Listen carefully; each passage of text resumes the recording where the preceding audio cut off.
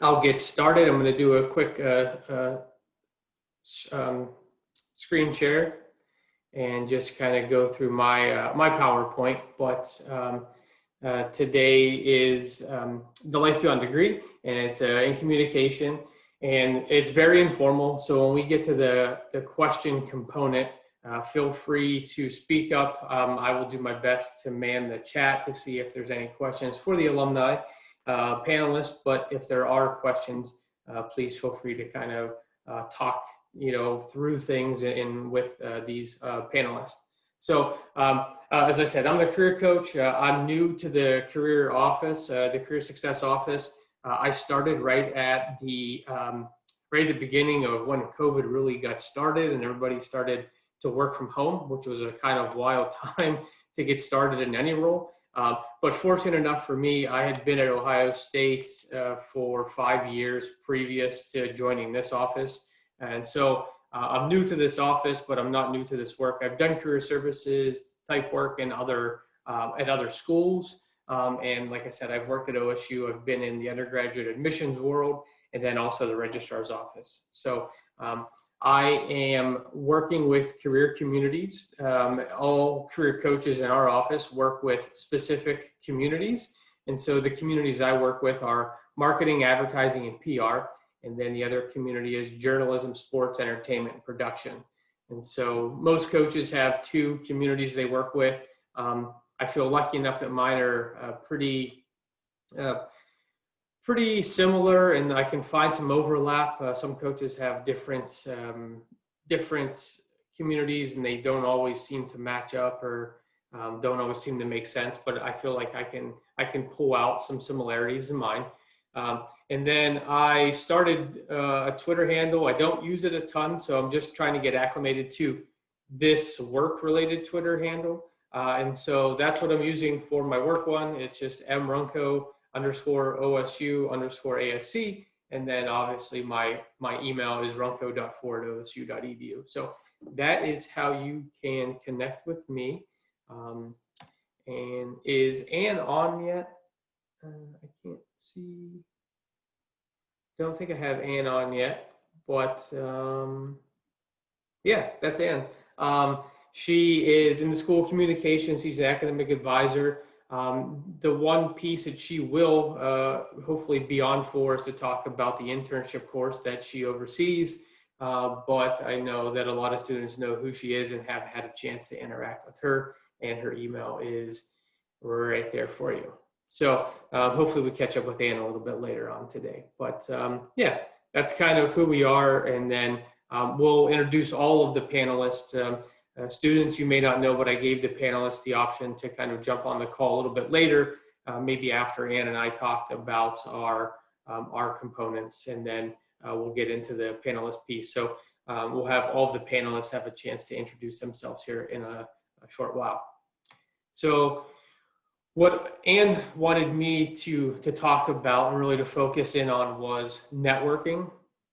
And that was the first piece of today's presentation, was really thinking about networking and how it could benefit you in the long run. And so we found a pretty awesome stat that it was from Wake Forest, but they're hitting a number at 70% of students find their jobs and internships from networking, which is outrageous to me, but I believe it because I know in my personal career, I know how many things I was fortunate to get from networking and those connections that I made along the way. So as crazy as this stat is to see, I'm also not that surprised by it in the same breath. And so other places that you all were finding jobs and internships, any job posting website, whether it be maybe like Indeed or possibly even somewhere like a LinkedIn or Handshake, and then some on-campus recruiting. You all have been probably to those job fairs or career fairs and had a chance to meet with a recruiter from XYZ organization. And so that's what we're seeing, a very, very small amount. Not to undersell those things. They're still important, and they're still important to get to and get some face time. And if anything, it's maybe a little bit of practice of selling yourself. So I don't want those things to seem like they're obsolete or events or opportunities that you don't need to go to. I think they're still important, but we're just finding that, maybe if you do go there, you make your connection and you network a little bit, and then that's where you're able to secure and lock down your job or internship. But again, just a pretty wild stat to look at, and a very, powerful thing to look at or think about when you're thinking about networking and how important it can be. I won't go through all of these, but just read through some of the myths and realities. I think when people think about networking, it can feel maybe a little bit dirty to some people, or like in the first bullet, it's manipulative. It's really not. It's just the way things work. If you're able to talk to somebody from a company and make a good impression, and you've networked with them, maybe they don't recommend you for a job in their with their company or organization, but as you're keeping that networking going and you're building on that relationship, then they can recommend you for a job maybe with a different company, or maybe within a different department of their company. Maybe it's not working for them, but they know that you seem reliable, you seem trustworthy, you seem like a hard worker. They maybe have seen some of your work, and then they can recommend you for a different job in a different department or something like that. So it's just important to just always keep networking, meet people, talk to people, get outside of your comfort zone. Sometimes it does seem a little bit uncomfortable, and it doesn't always seem like it's something that you want to be doing, but it is very important to continue to do, because the more that you can step outside of your comfort zone, the more people you're going to meet, which is incredibly impactful for what you're trying to accomplish. So I think the one other bullet I really wanted to hit on was OSU alumni like to pay it forward. We have alumni on this call. We have 5 alumni with us today, or at least I hope we'll jump on the call. But as a group, you typically will stick together with people who are or were in like situations or similar situations that you were in.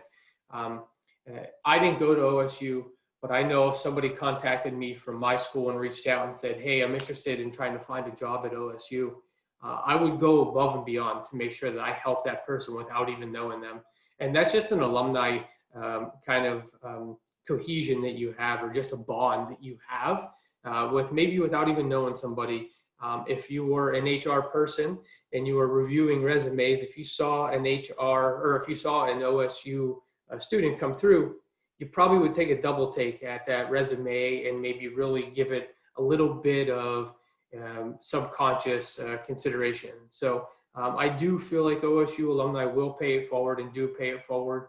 I've seen it and I've been a part of it. And as an alumni to a different school, I know that I have that same feeling from my school. So with the group of that you can network with that are OSU alum, that group is gigantic. And so you have a huge, you're casting a huge net. And whenever you're looking for jobs, maybe even outside of Columbus, you just never know who you get right into. But, networking isn't manipulative, and it's not dirty, and it shouldn't feel that way. It's just you trying to achieve your goals and your aspirations. So I would hope that you can debunk some of these myths and, think about the realities and know that it is going to be important for you moving forward. Okay, so some of the advantages, as I said, even maybe going to those job fairs, you may not, find a job or career, or a job or an internship at that career fair or job fair, but you're at least practicing your communication. It gives you an opportunity to figure out ways to sell yourself and to talk to somebody who can maybe help you out. A lot of times when you walk away from events like that, you're learning things that did not go right. I feel like most of the times if I'm in those situations, I think about things maybe that I should skip talking about, or I should, talk more about, but typically it's the things that went wrong that I know I can fix. And then thinking about the things that went well and maybe building on those and trying to get better at that. But typically I feel like it's the things that went wrong. It also can help you learn about your field of interest, meaning a lot of times networking, when you meet people, when you do something like an informational interview, it can help you figure out whether or not this is a field or even a direction that you want to go into. So it could still be the same field, but now after talking to somebody, you know, that you're networking with, you may find that there are different jobs or other jobs that are better suited for your skill set.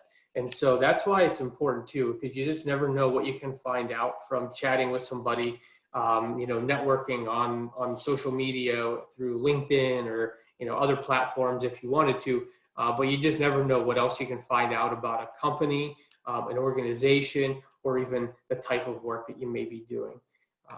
And then you could also, if you're networking, you could share your resume with somebody and try to get some open feedback. And it's maybe that person doesn't have to be an HR professional necessarily, but they can maybe give you some good feedback about what is relevant in this industry and why it's important to add certain things, or maybe peel back some things that you have in your resume because they know it may not be important to what their HR team is looking into, or their recruiters.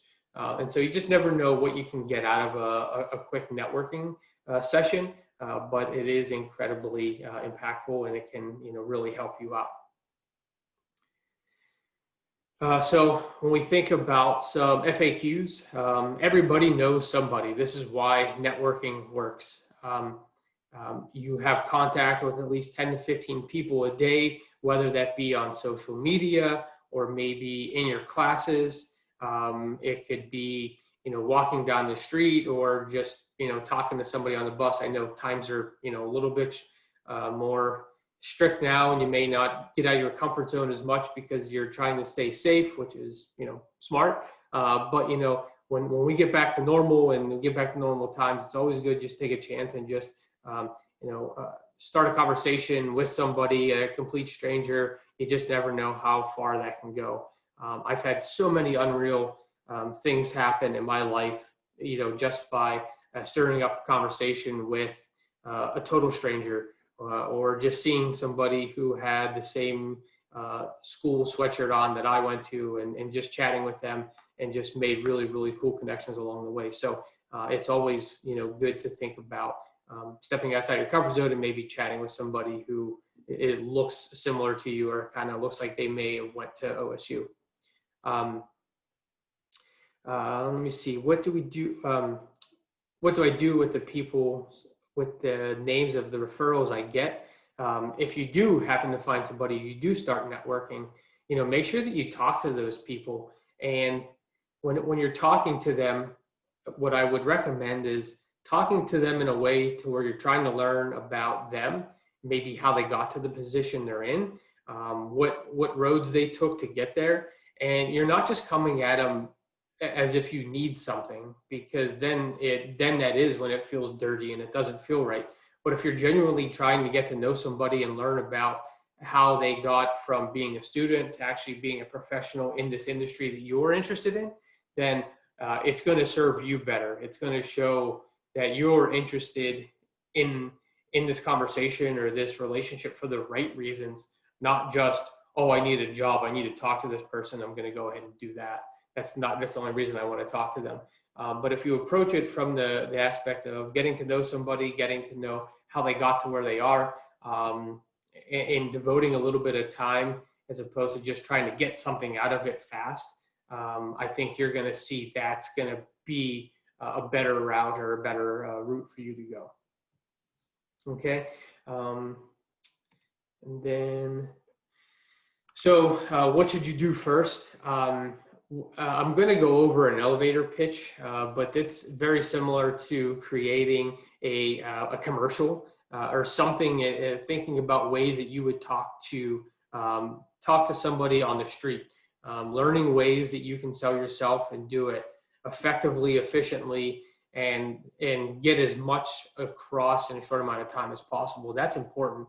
And so maybe thinking about creating a 1-minute pitch or commercial about yourself, so that when you do go to things maybe like a career fair, or you do start to see somebody, or you do run into somebody that you think can help you because they have a similar career, it's good to have kind of your ideas in mind of things that you would want to talk about. Now, sure, those things could be altered and, you know, tweaked a little bit, but for the most part, you should just have like that idea in your mind of what you want to say and the things that you want to touch on really quick, and then you could add to those along the way. And establish networking goals. So what do you really want to do with your networking? Are you trying to find a job? Or are you trying to find an internship?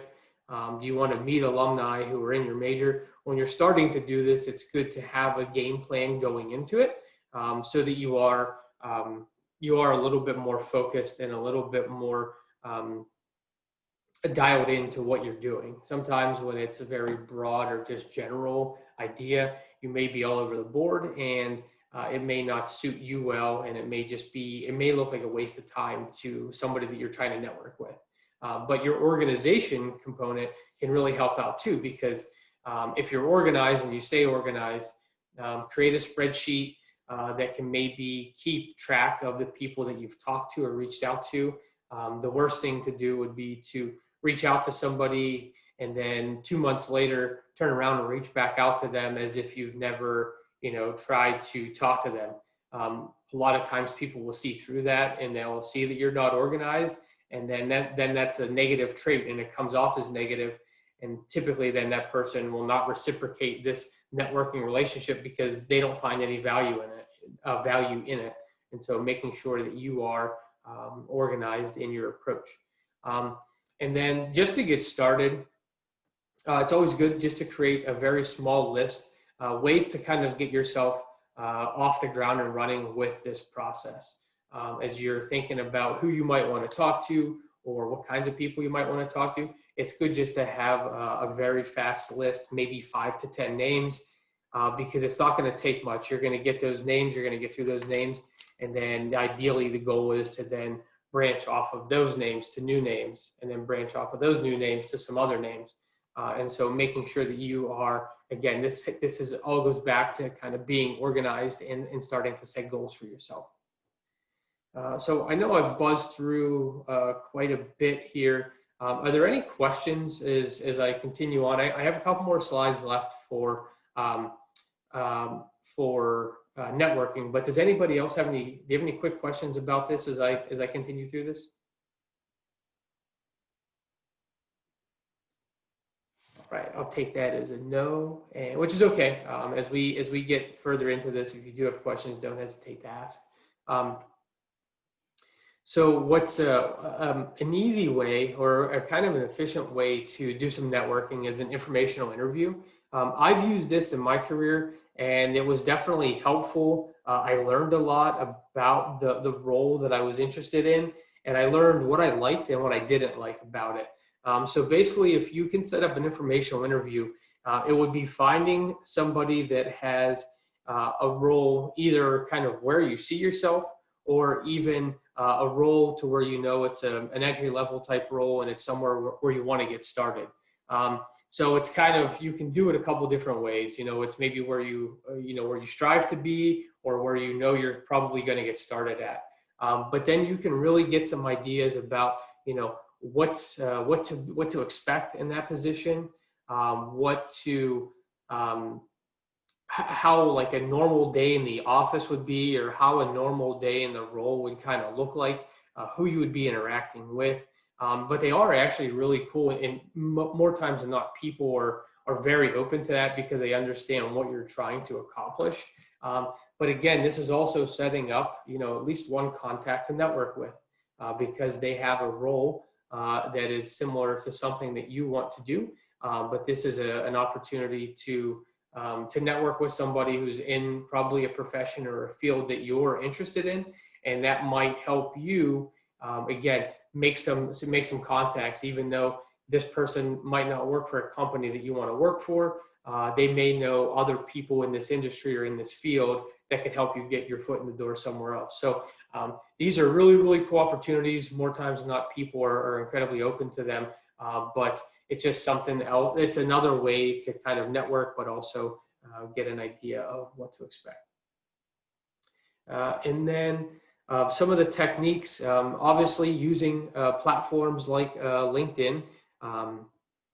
I've used LinkedIn, I don't want to say like since the time it came out, but shortly after it came out, I was very focused on LinkedIn and seeing how I could use it.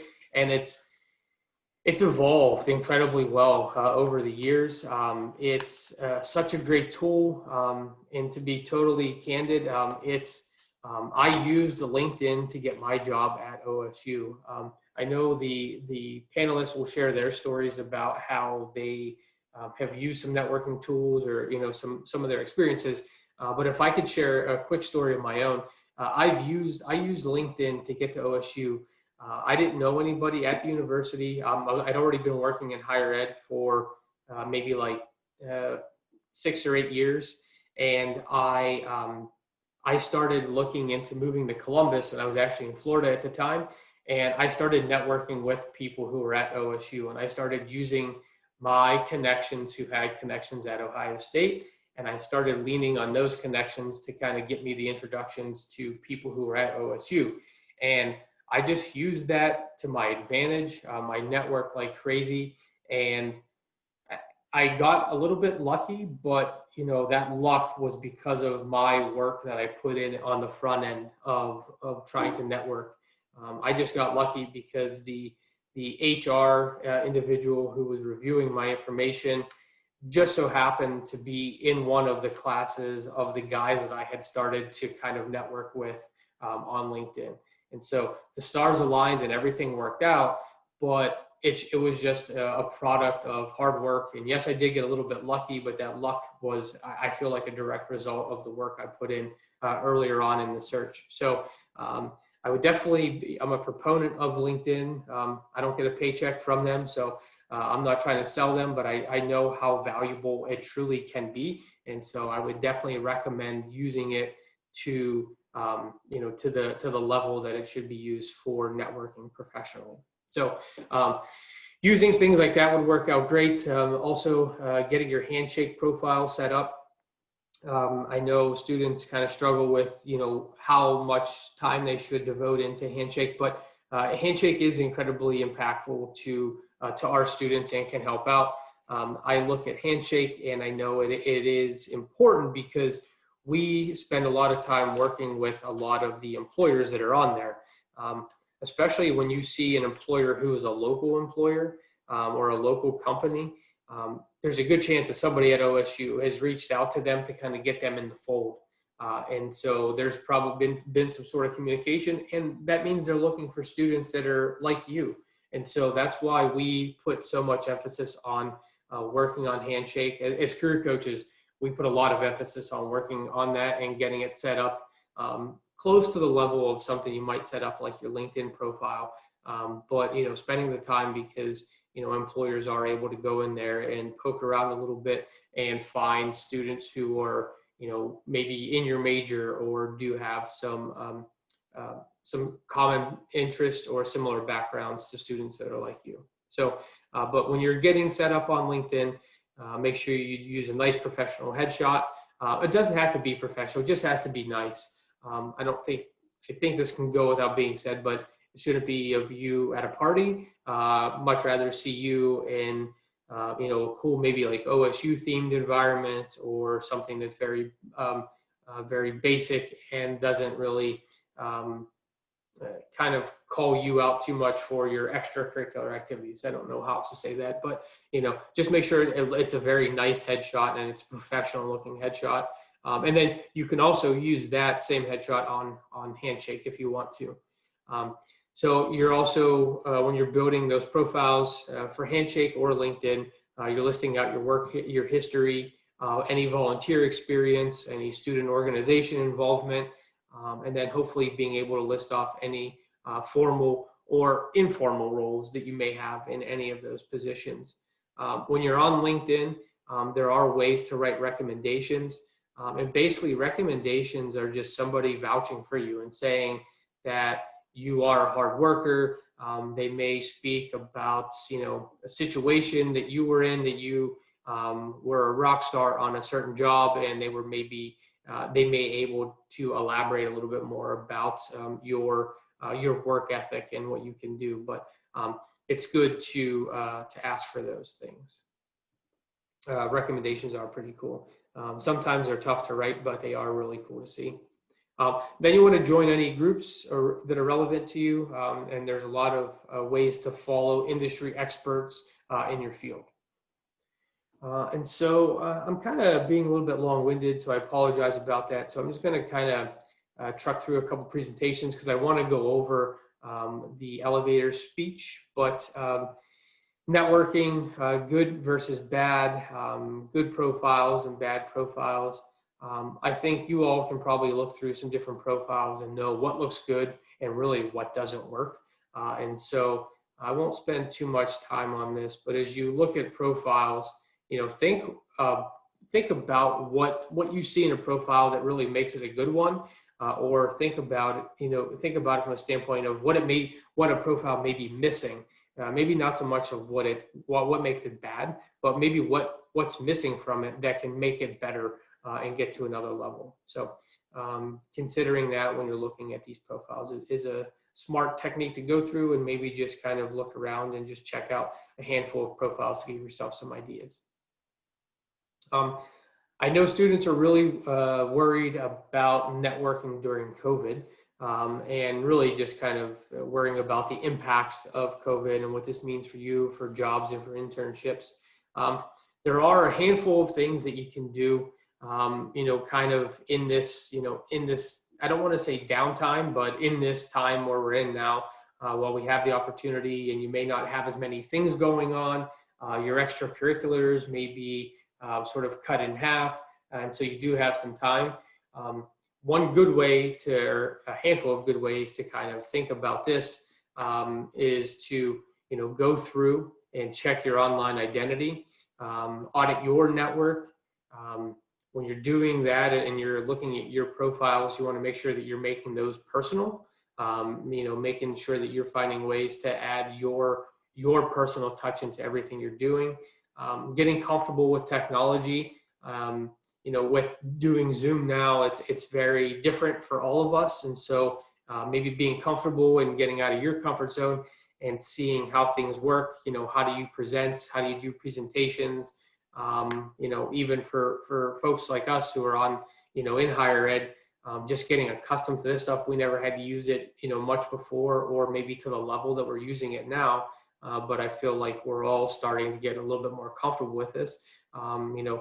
Maybe learn something like how to do breakout rooms or how to use the whiteboard, but making sure that you are actually getting comfortable with your technology. Realize that you have something to offer. Everybody has something to offer. It may just be some self-reflection if it's not there out in the open, or if you think to yourself, I have nothing to give to a company or organization. That's false. Everybody can bring something to the table. And so it's maybe digging a little bit deeper and asking some different questions and pulling out some positive characteristics or traits that you have that can help a company or organization. Like I kind of talked about before, talking to strangers, maybe drumming up, some networking opportunities through LinkedIn, setting up some phone calls, talking to people. Don't be shy, especially on, something like that platform, but making sure that you're getting out there. Being generous. So if somebody asks you to network, they're trying to do the same things that you may be thinking about. And so being open to, somebody else reaching out to you because they may be that person who is thinking they need to talk to strangers to work on their network. So make sure that you're being generous and helpful to other folks who are trying to network. Ask for help. Don't be shy. And then set up virtual coffee. So these are, back in the day before COVID, I would probably once a month go catch up with somebody and just grab a cup of coffee and just shoot the breeze, get to hear about that person's work, maybe vent a little bit, talk about my work, and that other person will probably do the same thing. And so it's good to set up a virtual coffee just to catch up with a friend, maybe with an old coworker, somebody that you maybe have worked with in the past. But it's always good to try to do that just to touch base with folks. And then consistency pays off. So all of these things are good to do, but you can't just do them once and expect, people to come calling. You've got to be consistent and continue to do these things, maybe like once a month, maybe once every 2 months at the very max. But it's good to kind of go through this list and think about ways that you can kind of situate yourself, but doing this on a regular basis is probably the most important part to it. So when I talked earlier on about maybe creating a commercial about yourself, it's also creating an elevator pitch. So a lot of you may have heard the term before, but maybe you've never worked on it. And so I'm going to kind of give just a real quick couple of tips or pointers that you can start to get started in creating your own. So if you're not taking notes, maybe just jot a couple notes down about this so that you can kind of take this away from today's conversation. But when you're attending those jobs or you have networking events, or maybe even when you do reach out to strangers, having this is going to be definitely important. I thought this was a really interesting take on this, but many college students approach job fair recruiters with the way they interact with admission staff at college fairs. And they mistakenly think that it's okay to kind of shop around, and companies are expected, and students expect the companies to sell them on their internship program or employment opportunities. And I found that wasn't really the case, and it could be a very negative. Students should be selling themselves to the recruiters, not recruiters selling themselves to the students necessarily. You know, the recruiters already have the position. As a student, you're trying to find that job or internship, and so you should be selling yourself to that recruiter or HR individual at the job fair. Maybe having a different approach or thinking about that when you're putting your elevator pitch on.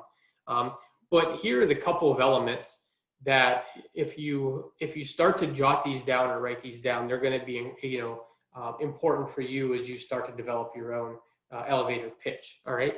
So obviously your name, but then the indication of your present situation. And I'm going to go through an example, but if you jot these notes down, then when we start to go over the example, hopefully you can briefly jot down the pitch itself, and then you can elaborate on this and sort of make it your own here later on.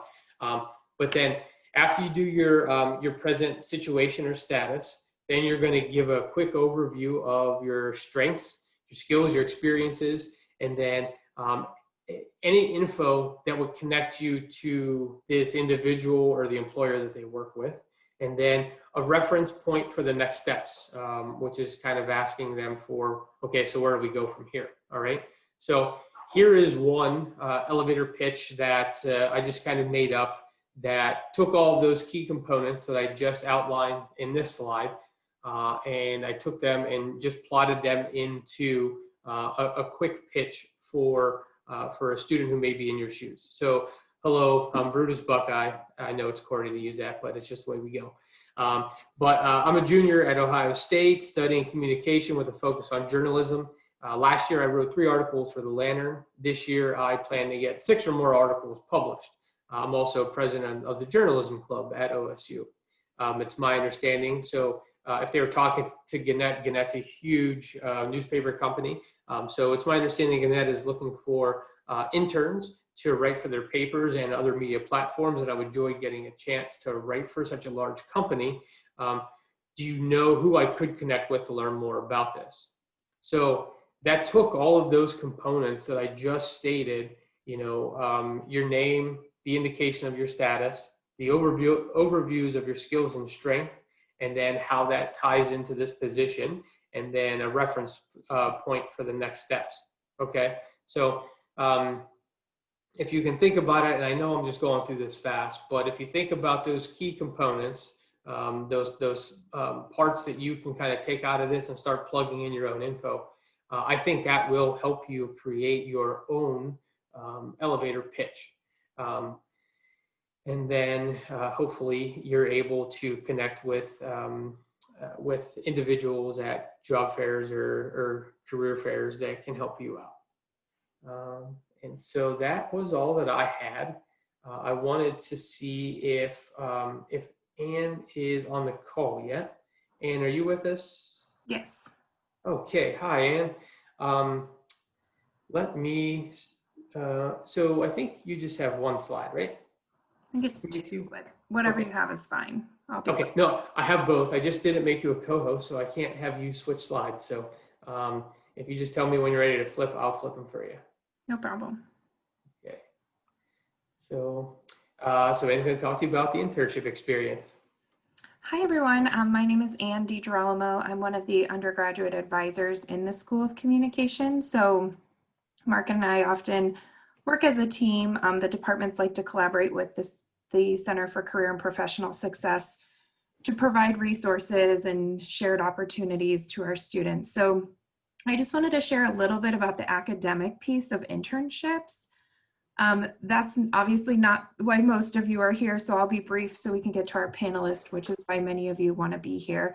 I also just wanted to mention to anybody who's confused, if you joined at 5:30, please don't worry, the flyer said 5:30, so for any confusion, a couple people have messaged me, no worries, I'm recording this, we can share all the content afterwards. So I just wanted to mention, Mark has gone through so many great ways to kind of develop your network. Of course, internship is another way to do that. So on the slide here, you'll just see, of course, some descriptions of what an internship is. We really define it as a supervised learning experience.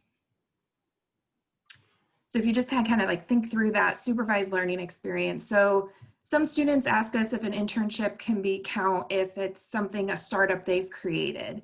And we wouldn't really consider that an internship because there needs to be that mentorship component where you're really learning from a professional in the field, where you can acquire practical skills, experience some realities of the working world, opportunities for professional growth and personal growth. One thing that really can come from internships is exposing you to a profession you were interested in and or may reveal opportunities that you didn't even know existed within organizations. So that's kind of how we define an internship. We really want it to be a learning experience that extends what you're experiencing in the classroom with your faculty into a real live applied experience. Mark, if you just want to skip ahead. Okay, so just some general information then if you want to receive credit. And again, this is just kind of a nuanced thing that I'm happy to talk to individual students about. But journalism students are required to complete an internship for credit before graduation, and for communication students, it's optional towards your degree. So depending on which program you're pursuing, your advisor can help you identify if you need to get credit or not before graduation. We allow both paid and unpaid internships, but they have to be communication or journalism related. Our course is graded satisfactory, unsatisfactory. It's online, facilitated through Carmen and our internship dashboard. And you apply for credit just so we can vet the experiences and make sure they're appropriate for credit.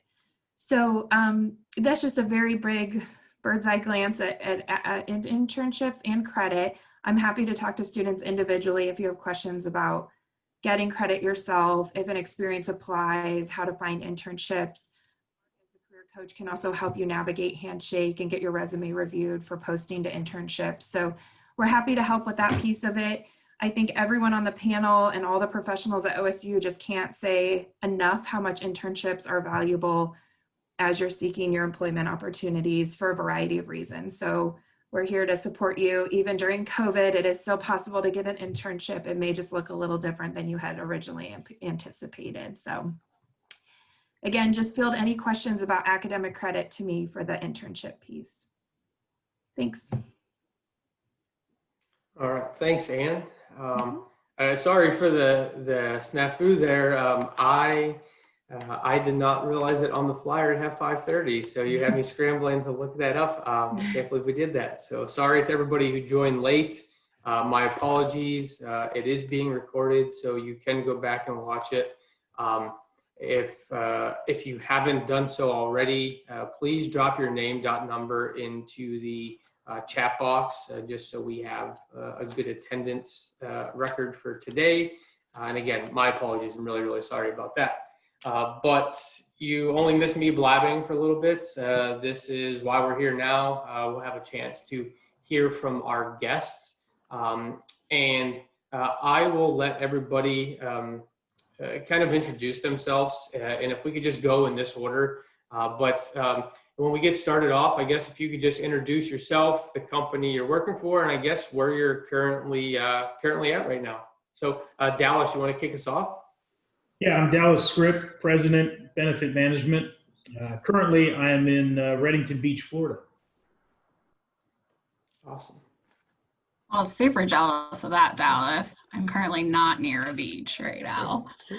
Jen Cartmel, I, as of this week, have received a promotion. So I am Director of Marketing for Convention, Meetings, and Sports. So I work for Greater Columbus Sports Commission and Experience Columbus. So if you caught on, I live in Columbus, Ohio. So we're the CVB in sports tourism that brings events to Columbus to drive tourism to our city. And I am a 2011 graduate of Ohio State University.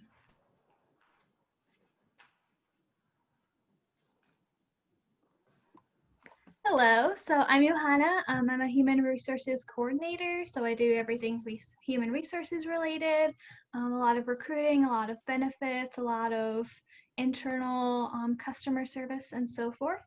I currently work at Badukan Research, which is a manufacturing plant, and we manufacture pheromones, flavors, and fragrances that you probably have used or eaten.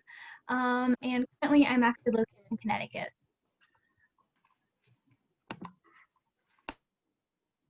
Hi, I'm Haley Trimble. I actually had a recent title change, so I'm now Marketing Specialist of Public Relations at Bath & Body Works. I'm sure you've heard of it, but we sell candles, lotions, all of that.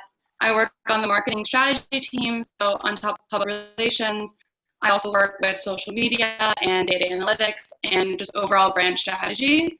I'm living in Columbus, and I just graduated in December 2020. Thanks. Hi everyone, my name is Tinley Braun and I am a marketing program manager at Quantum Health. We are based out of here in Columbus as well, and we focus on, the easiest way to describe it is a navigation company for employer-sponsored healthcare or health programs. I am a 2016 graduate and I'm excited to be here today to talk to you guys. Awesome. Okay, so that's our panel for the day. What I thought I would do, just to kind of maybe loosen up the room a little bit. This is very informal, quite honestly, and so if you do have a question, just speak up. I have a list of questions that I'm going to ask, and when I pick a panelist, I don't have any. There's no reason or rhyme or reason of why I'm doing it. I'm just kind of maybe just picking on you, but I'm going to shoot out a couple of questions, and then maybe other students will have ideas of questions they may want to ask, and so we'll kind of just open it up to the students. But as I wanted to just get started off, I guess thinking about the situation that we're in, in COVID time, and maybe having to get used to some different kind of technology. What's some technology that you use on a day-to-day basis, either that you had used in the past or maybe have had to get used to? And if you could just elaborate maybe on, what you're using nowadays that can kind of give students an idea of what they may be doing when they get to the real world. And so, Jen, can you tell us about that or what you're up to? Yeah, I'll answer it in twofold. So I think there's COVID stuff happening right now, and then there's just what you use when you transition from a student to a professional. So one thing, you just don't use a lot of it in school. And now, granted, some of these classes, people have graduated a lot more recently than I have. So when I was in school, we didn't have a lot of this technology. Instagram wasn't even out, which sounds crazy to even say. So when I shifted over into my roles, we do a lot of project management, and I would say any good marketer should be a good project manager. And that's just things you don't learn unless you do an internship and go through that experience in the real world. So there's a ton of tools out there. Your company's going to pick which one, but I would say on that side of things, pick tools that could help you now in your classes and things like that to project manage and get used to being nimble with those type of things. That was something that I had to learn as I started into my career. And then on the flip side of COVID, we were actually telecommuting before COVID at my company. So we had that policy, which is amazing. So it's something that was an added benefit that I'm sure you guys have talked about before, but make sure when you're looking for jobs, it's not just about the salary, it's about what those added benefits are. Your 401k is very important. Start as soon as you graduate, things like that. But for me, it was a work from home opportunity. So nothing was really shaken for us from a COVID standpoint. But what I will share is through my work and what we do site visits. So traditionally our clients come to Columbus, we sell them on Columbus, we wine and dine them. They choose Columbus, we host an event in Columbus. Well, with COVID, you cannot do that. So our team had to pivot and we had to do 360 virtual tours. I hope you can kind of wrap your head around how hard that is to sell Columbus, because a lot of what we do is about the people, it's about the culture here.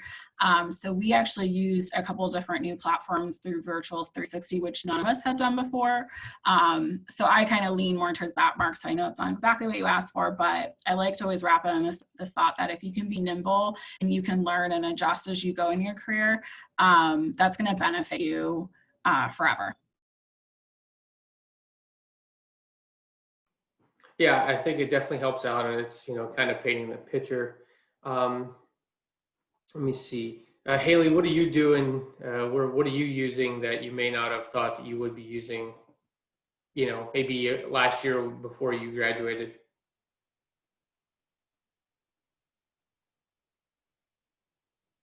Haley? Wait, did you say Haley? Sorry, my Yeah. audio is a little off. Yeah, I did. Yeah. Okay, so for us at Bath and Body Works, we're actually not using Zoom. We're using Microsoft Teams for all of our video calls. So I started in January, so I had about 3 months in office and then went straight to working from home, and we're still working from home. So it was a big adjustment, I would say, both transitioning into my first career, real world job and getting used to working in office full time, and then having to quickly adjust back to learning how to work from home and all that new technology. So it's definitely been an interesting road, but I would say fairly smooth for what it was. All right, awesome. Good to know. Good to hear something different than Zoom. I know we've talked about using Teams for some different projects, so it's interesting to hear. Okay, so another question I have was for those individuals who have been involved with interviewing candidates for jobs, what are the key skills that you're seeing applicants lacking? And so, Johanna, I know that you're involved in that, so I'll go with you first on this. Yeah, so I actually do a lot of recruiting. I graduated in 2018, and once I graduated, I pretty much started recruiting. I mainly focus on entry-level positions, so that's lots of times, recent graduates or people with a couple years of experience. Definitely the major skills that people tend to miss are just social skills, which you kind of, especially right out of school, you just have to go to as many interviews and network as much as you possibly can to kind of get confident and to know, okay, what do you say, what do you not say? And I think that's a lot of trial and error. And the other skills I would say definitely just basic like Excel, Microsoft, which sounds very, very, kind of like, well, of course. But definitely those, and also just like quick problem solving. Lots of times candidates possibly don't know the answers, or they haven't thought up of answers for questions that I have. So definitely just researching, okay, how am I going to answer a question if she asks me what's something that impacted you in the past 5 years and changed your view on life, or things like that, or even just asking questions. So I would say definitely the social skills especially, and that's a very broad kind of answer though. Okay. Dallas, have you had experience with interviewing in the past? Yeah, actually, significant amount. I appreciate you calling on me for this question. This is a challenge that I have frequently. And here's the dirty secret about all employers is we all want to get younger with our staff because it costs us less, and we can mold folks into kind of they don't have bad habits typically. So we all kind of have that initiative, but what we run into, we bat about 50% with what I call the youth movement, and it's really driven around lack of confidence. Really is a frustrating piece. In fact, pretty much turns me off immediately. I don't care what you say after that. The second piece, the inability to communicate with adults is a struggle in a professional environment. We continually run into that problem. And then the ability to kind of jump in and just attack once you receive the opportunity and to run with that. Folks are very tentative and want in-depth long training programs, and companies want you to be valuable to them. So at the end of the day, we don't really have a ton of interest in bringing someone on board that we're going to have to hold their hand for 12 months. You know, so we're really looking at somebody who wants to take the bull by the horns, make an effort, find out where they fail, come with questions.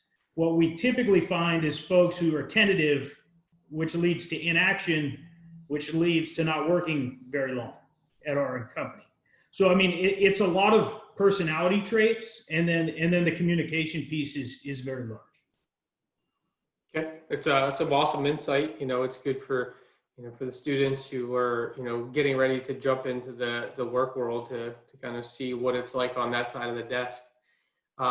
Okay, so next question would be,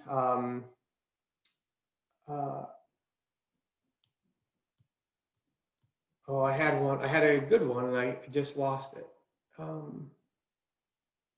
What type of professional development have you participated in since graduating that has been a key to advancing your qualifications? So what else have you participated in that has really been paramount for you to kind of keep up your qualifications, or that it maybe has made you qualified for your current position?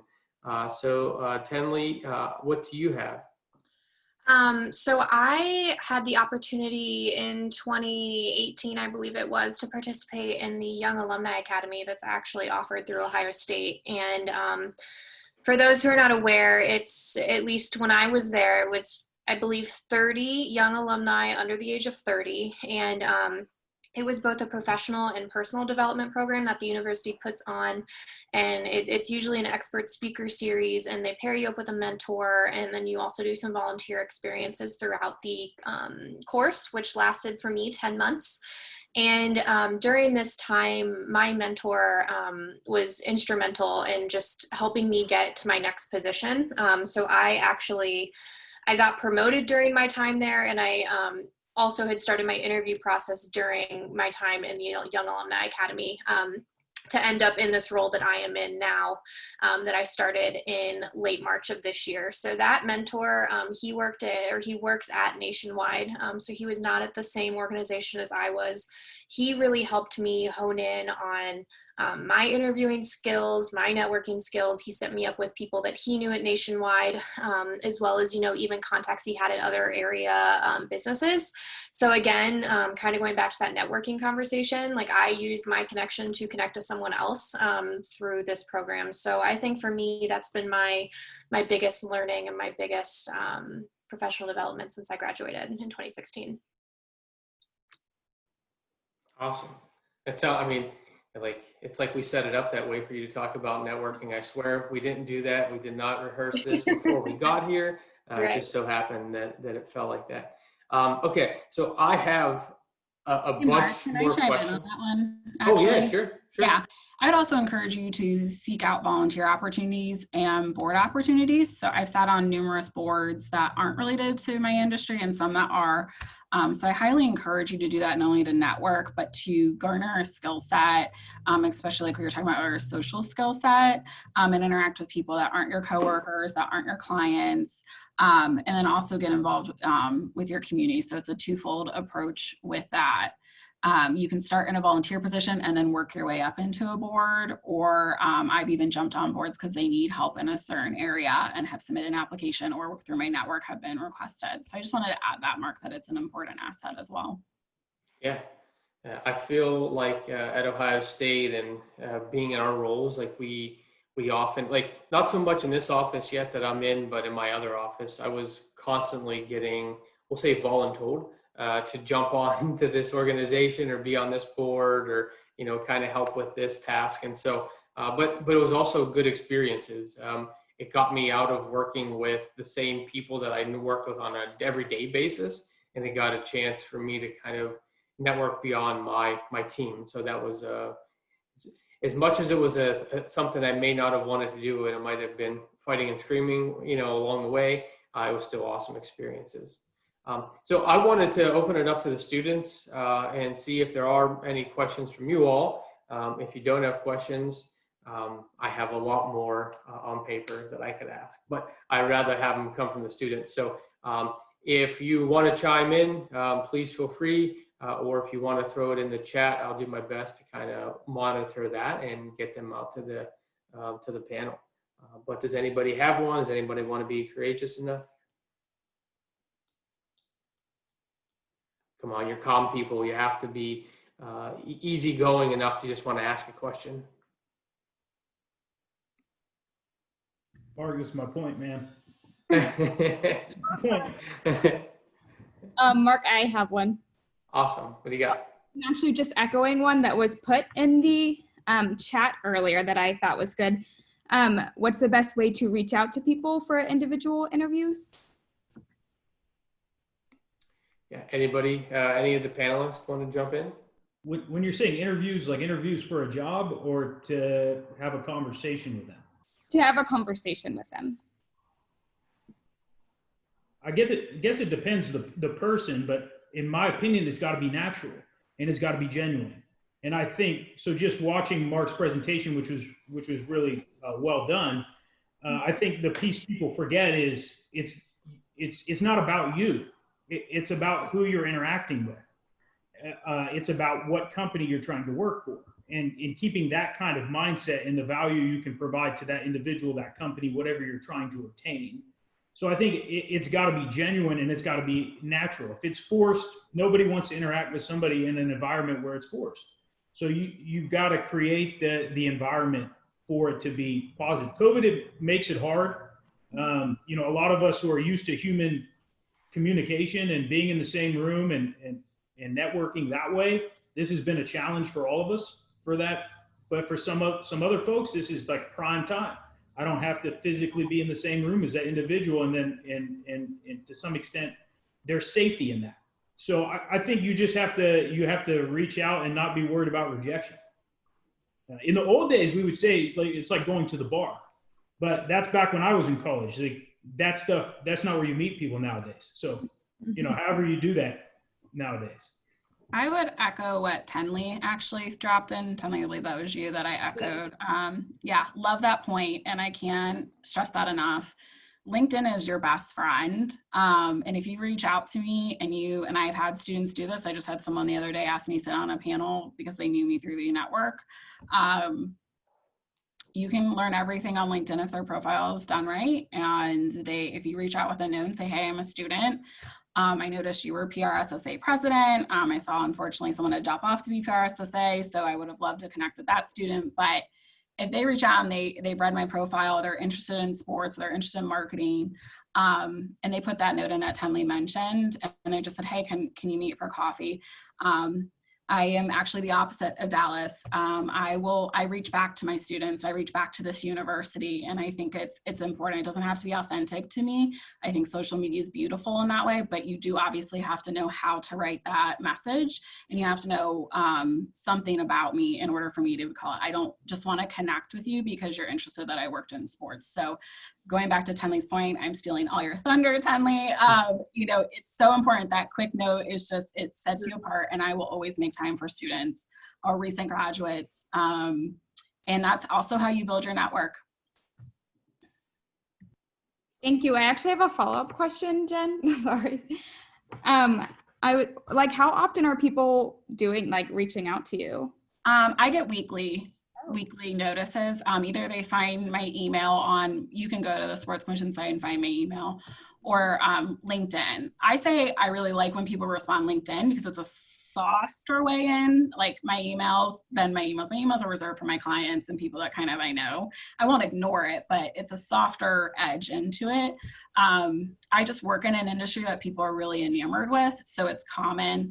But yeah, I probably would say that. And then, like I said, I was involved in PRSSA, so I don't know how many other students are on this call that are involved, but that's an association on campus that was relevant to what I did. But yeah, and then I book it out. Sometimes it takes about a month, quite frankly, because I have boundaries on my time. But if you can be patient and give me that time, then I'll make time for you. And again, I can talk about anything and how I got where I am. So I'm an open book, but I think it's just so important to give back because this university gave me so much. Thank you. Welcome. All right, so we got a question in the, I got a couple questions in the chat, but the one was, how do you know when you're ready for an internship if you don't know exactly what you want to do for after college? So how do you know when how do you know you're ready for an internship if you don't know exactly what you want to do after college? You're always ready for an internship, in my opinion. I mean, I've been out of school for 4 going on 5 years now, and I still have really absolutely no idea what I want to do. I'm just kind of making it work, but I used my internship experiences to help me understand what it was I liked and didn't like in different roles and different companies. So, you know, I had the opportunity to intern at a nonprofit in fundraising. I interned in healthcare, actually at the Wexner Medical Center, and I interned at a place that is back home actually in more of a marketing communications role. And through those internship experiences, I figured out that, you know, fundraising wasn't for me. Doing cold calls, not my cup of tea, not something that I enjoyed. And even though I started my career out of school in the retail industry, I knew based on my healthcare experience that I wanted to get back into healthcare. So I knew that my second step was going to be trying to get back into healthcare, and that is what I have managed to do so far.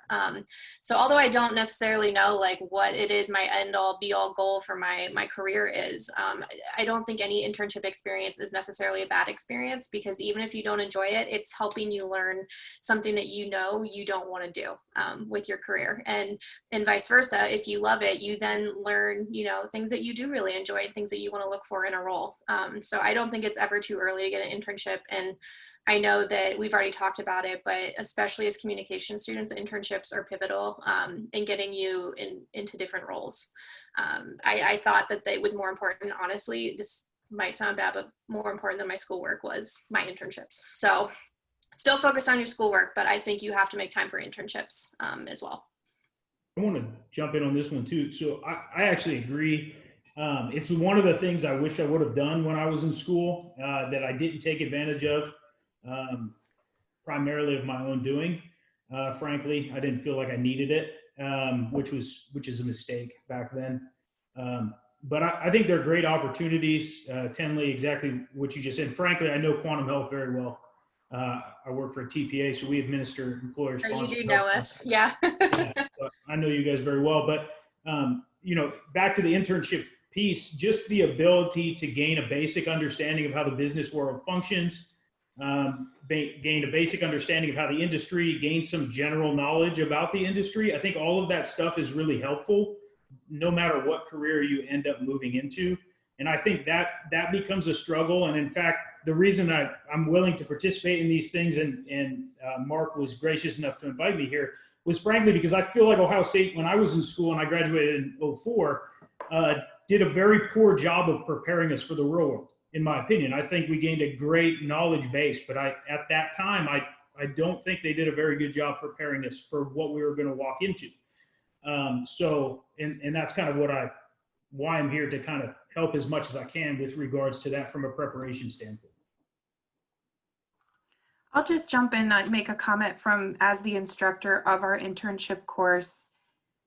I agree. It's never too early to start. And we have students as early as their freshman year find experiences and enroll in credit. So it's definitely, you know, I see more upperclassmen doing them, of course, but I just don't think that you should ever opt yourself out of an experience.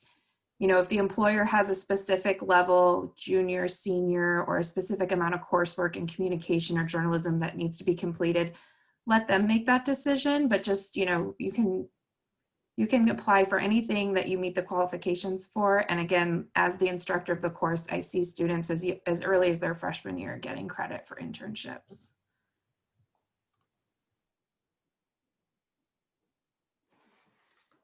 Awesome. Awesome conversation. Good to hear everything. Sorry, I cut somebody off. Oh, no, you're fine. I can write a note in the chats. You can move on. No, go ahead. Share, please. Oh, I was just going to say, I actually interned the summer after my freshman year, and I was undecided my entire freshman year. So I had only taken like prereqs and GEs and still kind of went into that internship head first, kind of got a ton of hands-on experience right out the gate. And then that led into more internships that were all very different. And that helped me know what I wanted to do after college. And I'm still getting to know that with the jobs I'm taking now. So I would say, you're never too early, just to echo what everyone else said. You're ready. If you can get the job, if you can get the position, then you're ready. So I would say apply as soon as you're ready. And I would just share that the feedback I hear from supervisors the most as they write their evaluations of my enrolled interns is that they really value students who are open to learning, which you can be a freshman or undecided, just like that, to, you know, open to learning, but just really also showing initiative. So you can show initiative even if you don't fully understand everything, you don't know about the position yet. So that go-getter, that eager to learn attitude just has a lot of value, and people are eager to teach you.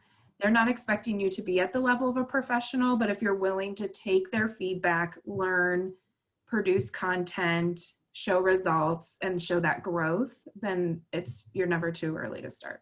I'd love to stretch that out a little bit, Anne, and say there's a difference between being coachable and coming to me already exhausting all your resource options. So, you know, if you don't know the answer to something, I am absolutely happy to work with you, but I also expect that you've shown some type of initiative and gone to the Google Doctor or like dug through our files first and foremost before you've come to me with that. So it's, again, I think it's this common theme of like these skill sets that you really hone outside of the university that come with those internships.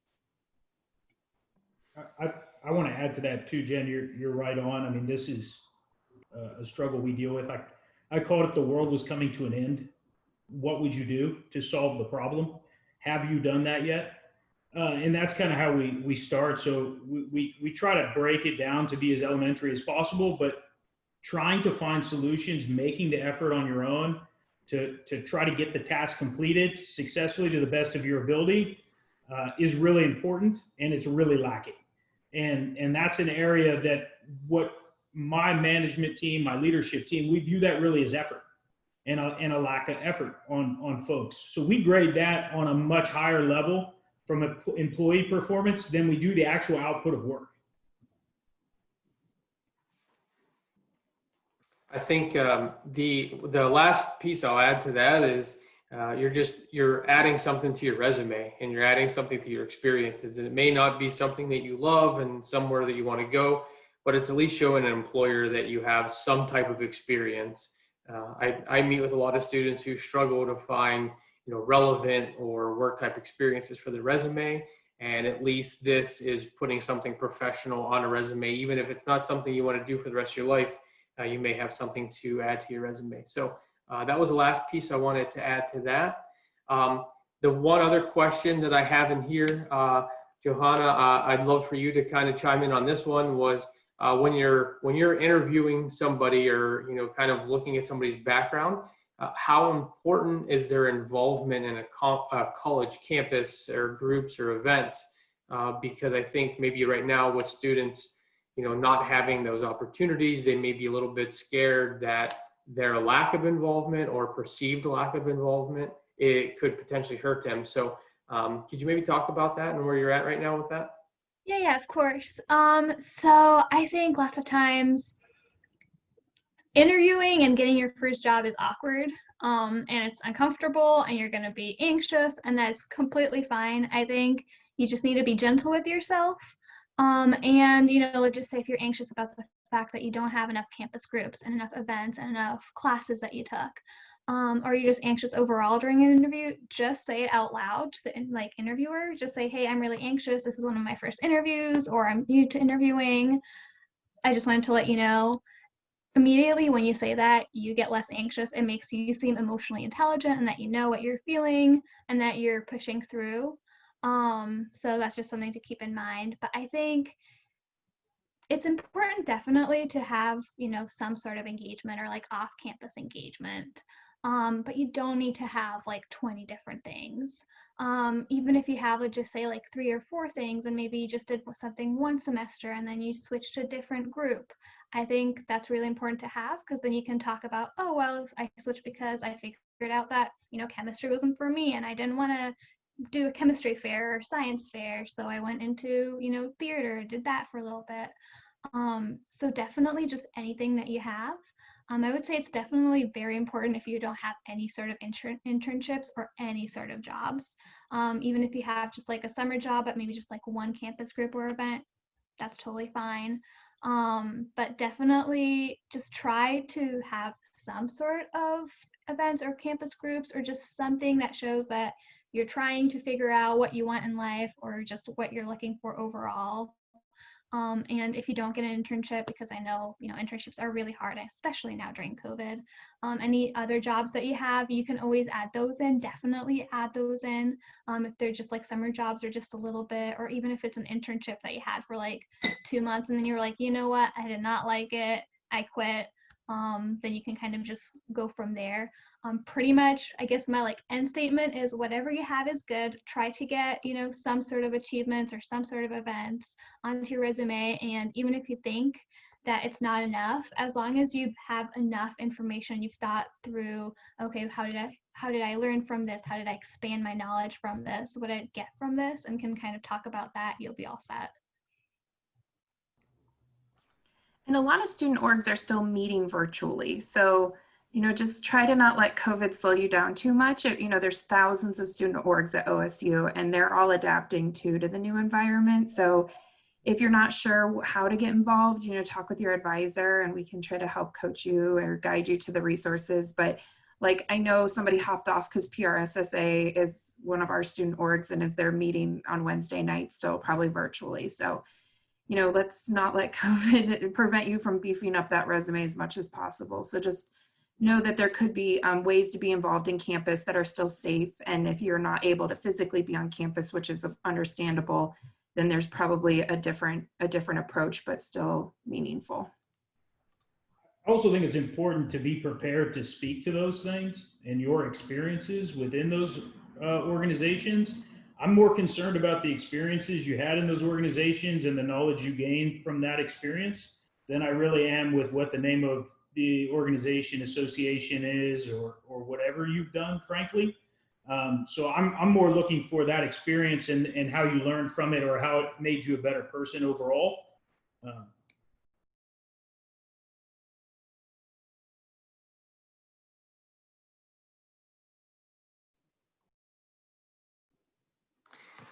Awesome. Great conversation so far. A lot of insight here. Do any of the students have any more questions? I have one. What is PRSSA? It's the Public Relations Student Society of America. So there's the student chapter, which is that one. And then there's Public Relations Society of America. So when you graduate, you join the parent chapter. And it's for anyone in the Marcom, PR, media. I would just highly recommend joining journalism. You get to meet your peer set. There's normally employers will reach out to those groups first if they have an internship opening before even sending to the Career Science Center, things like that, just because we know those students are active, they're specialized, they're engaged. And then I believe it's still run by Mary Steinberg, if you've ever had her. She's awesome. She's been there quite some time now. So yeah, highly recommend it. And then I love that Haley talked about the practice. They are still doing the practice. It's a student-run firm, so you actually get to work on real-world clients through that and help them with certain strategies and tactics. If you're in that specific degree path, I was in StratCom, you take a specific class for that, like a case class, but this actually gives you opportunities. So Haley, that's a great nod to it, because if you can't get an internship right now, I mean, the practice is still running, and then you can put that on your resume, and it's a real client, like it's local and global clients that you get to work on and build your portfolio that way. All right, thank you. You're welcome. Great question.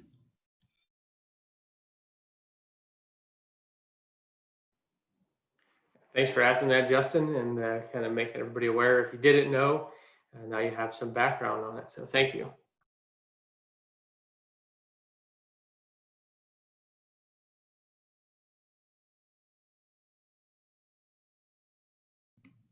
Mark, you muted yourself.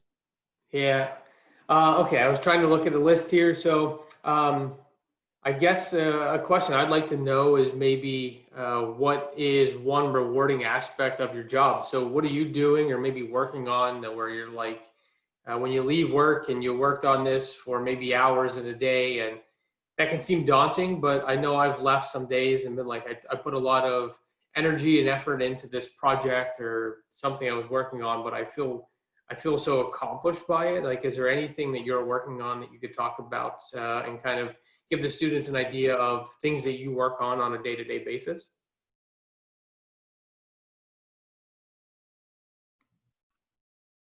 I can take that one, Mark.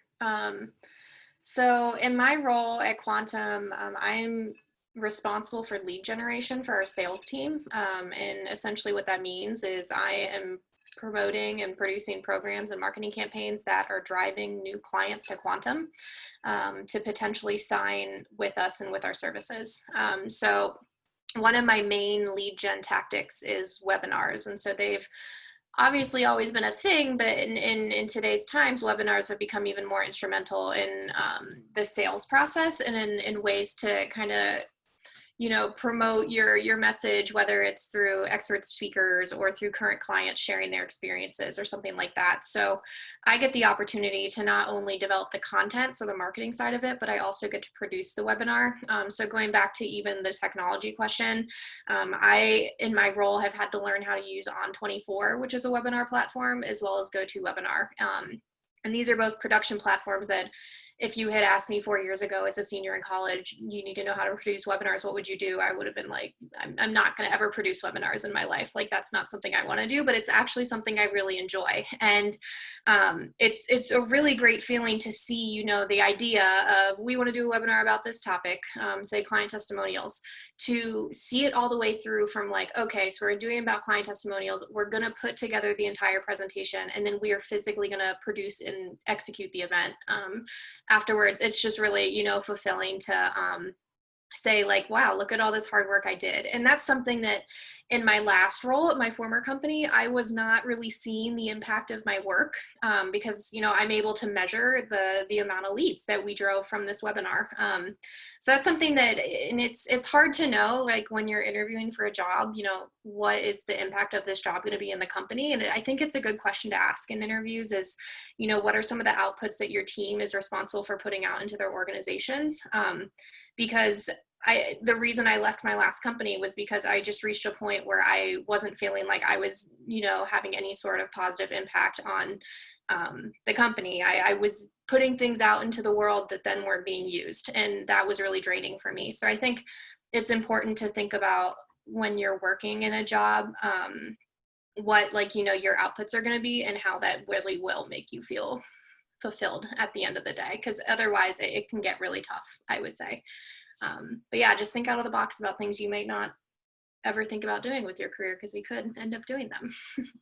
I think we like to call that like aligning your values tenly with your work. Mm-hmm. You know, especially marketers and comm people, we're very passionate individuals. And so I totally echo what she's saying. And it's one of the reasons I stayed at my company. As long as I have one, I get to sell the city that I'm in love with every single day and bring people to Columbus. I continue to be amazed at the work and the development that we're seeing in the city, and the connectivity that you see in Columbus. The Columbus Way is a real thing. I highly encourage students, as you're considering, you know, your job search, to give Columbus a try. Even though you've stayed here for 4 years, it gives back to you. And I can't express that enough, and that can be a whole other panel on how it's given back to me. But my company has reinvested and reinvested and reinvested in me. And they have been open to me saying, I am ready for a next step. They've been open to me even saying as close to similar to what Tony was saying, I'm not sure that there's any more room for me, and they found room for me to grow. So consider when you're with a company, you know, what values align and where you're at. I say take that also with a grain of salt as you're looking for your first job, because every step in your career should truly be an approach to a stepping stone. Your first job may not be, you know, the best thing that's ever happened to you, but think about it getting you to the next step or allowing you to network. If it's an 8 to 5, truly an 8 to 5 job, allowing you to network with people. I worked at a law firm before I was in sports, so super not sexy and not fun, but it got me to where I am today. So I'm always thankful for that job and thankful for the boss that allowed me to do that. So it's a fine line between realizing it's a stepping stone, but also aligning yourself with a company that, to Tenley's point, that you're really passionate about, and that also allows you to grow. I think it's a great question, Mark, and Tenley and Jen. You guys have a great experiences. My roles changed significantly 18 months ago. I grew up on the sales side, and if you're on the sales side for a company, you really carry the weight of the employees on your shoulders. You have to produce. If you don't produce or your department doesn't produce, those people have to start looking for jobs. I now sit in a different space at this point. I still carry the weight of those 102 employees and their families on my shoulders on a daily basis. And that's actually what keeps me motivated to make sure that from a strategy perspective of the company, a focus of the company and a direction that we're headed becomes, you know, really vital, because if we're wrong on those things, the effects of that are very human. And so that pressure, although what crumbles some folks, it gets me going in a lot of regards. And so just knowing that what we're doing and how we're helping our employer groups and allowing them to grow also allows us to grow at the same time. And what that really means is our employees are making more money, having better quality of life arrangements, and then also for their families and their kids. All of that stuff is really important. So that's probably what I find the most joy and pride in, but it's also what gets me up in the morning.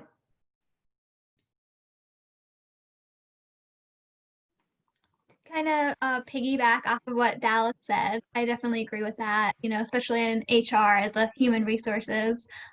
I interact with all 120 of our employees pretty much on a daily basis.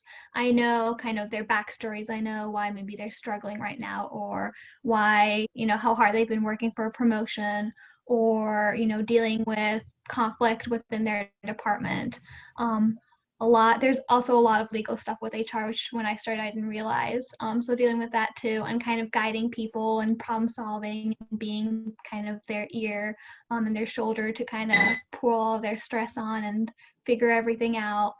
So I find that very, very, very rewarding, just being there for people. And, you know, if someone's having a tough time with their department, maybe figuring out an alternative route for them or an alternative position for them, and then seeing them succeed or seeing them kind of grow as an individual, that's really, really impactful for me. And I really enjoy that.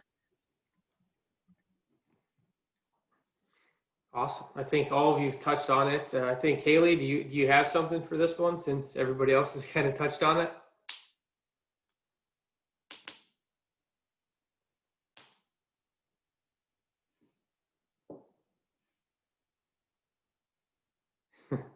She's not picking up the signals.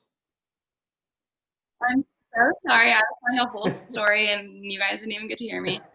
But, So last week I spent the whole week in office and I had to pack out these mailers that we were sending out to our editors or journalists at magazines and different media outlets. This is a huge part of what I do is relationship building with these contributors so that we get more coverage in the long run. So I spent a week doing a solo project, packing out a ton of mailers with a ton of product all alone, and it was kind of wearing me down, but then we got a lot of social coverage off of that as well as written coverage. And then on top of that, today I received an email from an editor, and it was really, they'd taken the time to write out, 2 paragraphs, which is a lot for an editor when they're busy, especially during this kind of hard time right now. And she really just appreciated our team for what we've been sending, for the light we've been bringing her during this dark time. And it kind of just made me feel really good, like, oh, what I'm doing does impact people. It is, making people's day and making them think about Bath and Body Works more throughout what they're writing and what they're doing. So it's kind of that note of like, just that human connection, which I think we all need, and being able to make someone's day makes you feel more motivated in your work. So that's definitely what's most rewarding for me. Very good. Thanks for coming back to this story and telling it a second time. Okay, does anybody have any other questions for the panel? I know you guys have to have something.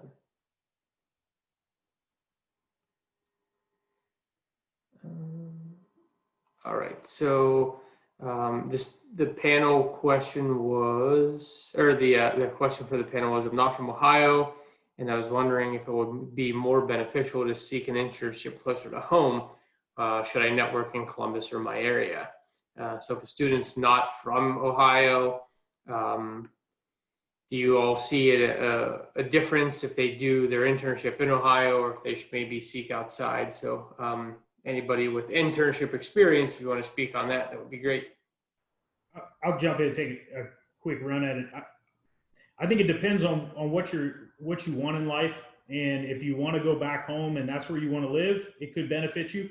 I would highly recommend actually doing an internship at neither of those locations, and at a new location where you actually haven't been, and get outside of your comfort zone, be forced to have to interact with different people, learn a different culture and those type of things. So I would actually, my suggestion would be to go to a third location and force yourself out of your comfort zone a little bit. To kind of piggy off of what Dallas is saying, I mean, you have a great opportunity. Instead of just focusing on one place, you can focus on 2 places and apply to internships at both places and see where you land, or like Dallas saying, the third place, which I think would be a great idea, especially to really force yourself to grow as an individual. The one tip that I would have for you, or let's just say if you're about to graduate or you want an internship that's outside of Ohio and you're in Ohio right now, for example, if you want an internship in Colorado, when you're applying to those internships, on your resume, obviously everything's going to be Ohio State. Just as part of your summary, just add looking to relocate to Colorado or looking for an internship in Colorado. If I see 2 resumes, for example, one that has Ohio State but looks like they're in Ohio, or one that's Ohio State but Colorado, I'm not gonna, call the one that's just Ohio State where I don't know their location, versus the one where they have Colorado, or maybe they have the location that they're currently at in Ohio, but they have something about wanting to move to Colorado. So definitely just know kind of what you're looking for, and then just attack, pretty much. Can we get on the topic real quick of resumes? Because you said something that I think is really important. So I didn't know this until I was on the opposite side of the spectrum with hiring. But when you get, especially entry-level positions open, I mean, I get upwards of between 200 and 300 resumes. And we have a 1-person HR department. She's amazing. I am so appreciative of all the work you guys do, but she's a 1-person team. So I end up going through a lot of the resumes. So it's really, really, and I do yes, no. And it's similar to what she's saying. I kind of go through and you got to pick out really quickly who you think is going to be a fit and who's not. So consider, I'm sure, Mark, you've covered resumes and Anne's covered resumes, but I just wanted to reiterate, because I didn't realize how important it was till I was on the other side.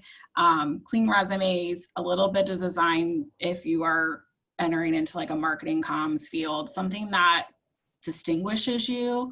And also, like she was saying, make sure your verbiage is on point, make sure it catches my eye if it's something that you're applying to. Tailor your resumes to the job, because I go yes, no real quick, because it's 200 some resumes. I've got to then know that you took enough time to submit an awesome resume and look at the job, or else I'm not even going to consider that you paid attention to detail, or to what she's saying, even just the relocation factor. So just wanted to put that home that, you got to consider that you're up against a lot of other people when you're applying.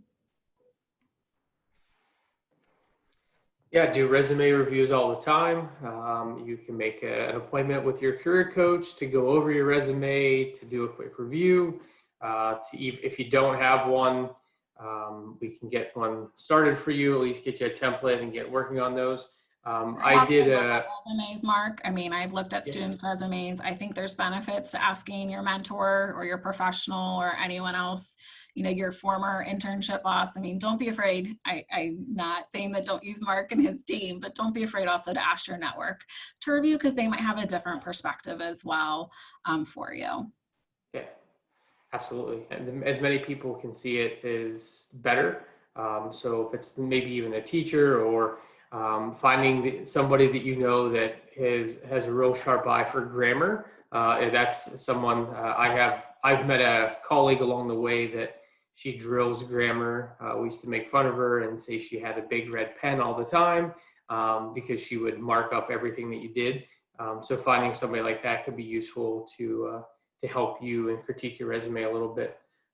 So yeah, resumes are important. So use our office, and then maybe after you use our office, take that and start to get some other ideas or some other critiques about your resume.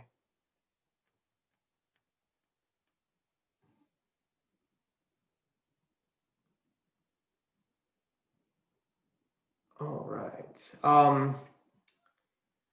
So one other question I had was, what's the best way to prepare for a career in your field?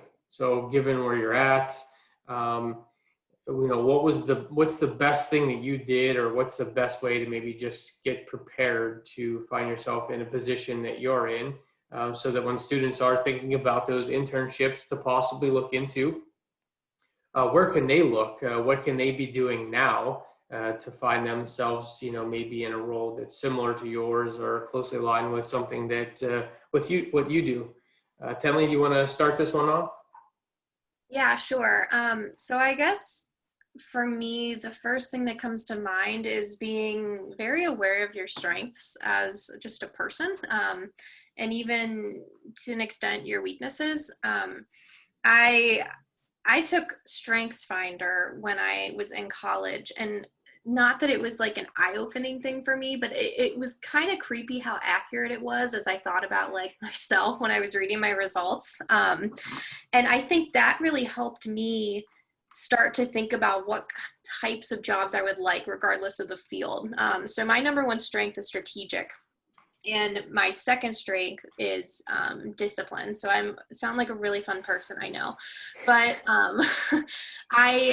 I took those strengths and I started thinking about like, what would I like to do, and what is it that I am good at, just inherently good at. And that's where this kind of marketing program management type of role started catching my eye as I was like just combing through Indeed and looking at different job descriptions. I knew I wasn't going to be for example, a copywriter. Like I have good writing skills. My minor was in professional writing, but that for me wasn't going to be something that necessarily utilized the strengths that I have as an individual in a job. So I started looking more towards, some project management type roles like we were talking about earlier. And other roles where I could be kind of one level up and strategically thinking about how campaigns work to, drive business back to a company. So that was important for me. And I know that StrengthsFinder does require, I think you have to pay for it if you don't have access to it through a class. But that I think is something that really kind of helped level set for me different jobs I could be looking at. So I know not specific to my industry, but I guess more back towards types of jobs there. And there are services available through career counseling and support services to do like personality assessments and some of those interest inventories that she's referencing. I don't know if they have strength finders for free, specifically that one, but sort of those sort of programs are through the Career Counseling and Support Services office. There definitely are some other ones that are not as in depth as the Strengths Finder, but I think Gallup has a strengths, like a Clifton Strengths, very similar to the Strengths Finder that we use. I know a lot of the employees at OSU have to go through that, but there are some free ones out there. And if anything, those can give you some ways to describe yourself in an interview. They may be looking for ways to describe yourself, and these are great ways that are, a little bit more cultivated, and it's more just, I'm very outgoing. Well, that's not really telling an employer something. But when you could say you're incredibly organized, or you have analytics, in your background, and it's kind of, in your makeup, that means a little bit more than just outgoing. I even put my Strengths Finder results on my resume just as a talking point to start an interview off and to get it a little bit more personal rather than just like straight into like, what is the job like? I found that it kind of helps ease a little bit of nerves up front. And specifically for my role that I have now, one of Quantum Health's key like tenets of their business is empathy, and empathy happens to be in my top 5 strengths. So I think for the purpose of like a resume catching someone's eye, like Jen was talking about, having that on my resume most likely caught the eye of the recruiter at Quantum, if I had to guess. It absolutely does, because I've had applicants do something like that on theirs. But what I will say is, on top of like the very surface level, it shows me that you have done self-analysis, that you want to know who you are, how you contribute to the world, how you can improve, because we've done strength finders through my job as well. So it just shows me similar to what you were talking about earlier. Like, if you have a typo on your resume, it just shows that you don't have attention to detail skills, which I need in my job, like in the place I'm hiring. So those type of things go a really, really long way, even below like what the surface is of even just having a conversation topic, which she's so right on. It just opens that door. But to me, I even say, oh man, this person's really self-aware. They are open to hearing constructive criticism. They're open to knowing how to grow, and then they're open to know how they can work alongside my other team members. And the one thing I would just say is when you get in the interview, be who you are and be real. Don't come with a bunch of buzzwords like you read an interview book and decided to spew every single one of them in the 10, 15, 20 minutes that we have. That's a huge turnoff for us. Is we're asking a person, we're looking for a person to join our team, and we're there to evaluate the person and the value that person can bring to our team to make us better. And if we can't do that because you're spewing nonsensical babble, that makes it really difficult for us. So be who you are and be real. And ultimately, they're not going to be the right fit, right, Dallas? You're not going to help them succeed. They're not going to help your company succeed. So if you're not the right fit for a company, that's okay. Like, you got interview experience out of it, you got your name out there. They may have another position down the road that's a better fit. But I just want to echo that 10 times through what Dallas is saying, because it's okay if you're not a right fit. You're going to find a company that is then the right fit for you. Yeah, I think it's a great point. I've actually helped people that were not right fits for us and to join our team. I've actually helped them get jobs elsewhere that was the right fit for them. We're not a large company. We're 100 employees. They went to work for a company that has over 10,000. It was a better corporate fit for them. And I was happy to use some connections to help those folks out. So it's got to work for both sides. It's a true relationship. And to piggy off of what both Jen and Dallas was saying, I completely agree with that. Even if, let's just say you're not sure about something during the interview, just like say you're not sure. Just be honest, because in that case, if you're honest, the interviewer is going to be honest, and then you just know where you stand. Or in the future, they'll be like, oh, I remember this, person. Maybe they'll be a good fit for this job that my friend is talking about. Or in the future, or just, they can give you even feedback if it doesn't work out about why it didn't work out when you reach out to them. So definitely be like honest upfront, just let them know, what you're looking for, what maybe you do know, what you don't know.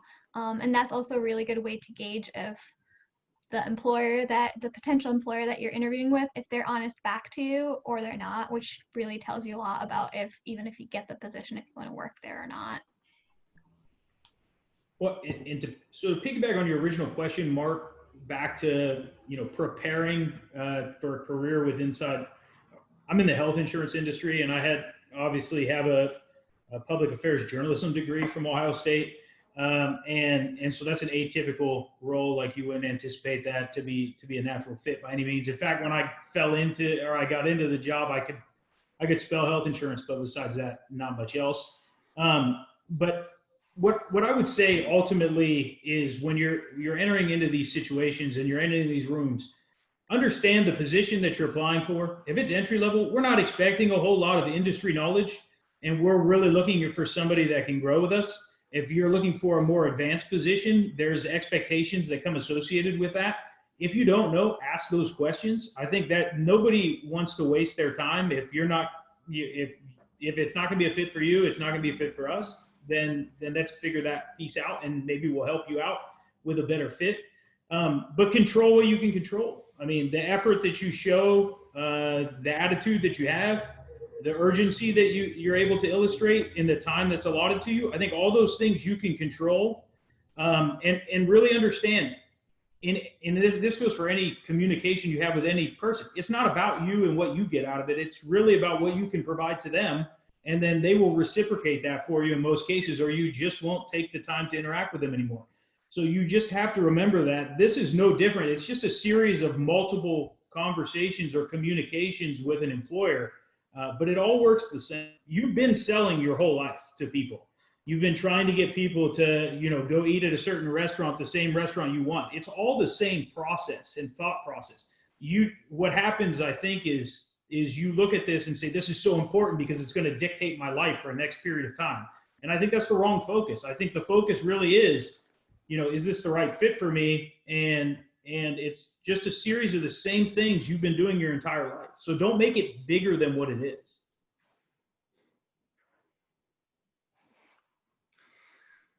One thing that definitely really helped me during interview processes was bringing folders for everyone that's going to be in the interview. So I had my resume in there, my business card in there, and I also made a little one-pager about basically how me and Bath and Body Works go together. So I broke apart the job posting with everything that it needed for its candidate, and I put that in a little category, and I explained how I met that. So the experience I had, the class I took, the person I knew, the thing I did that matched back to that.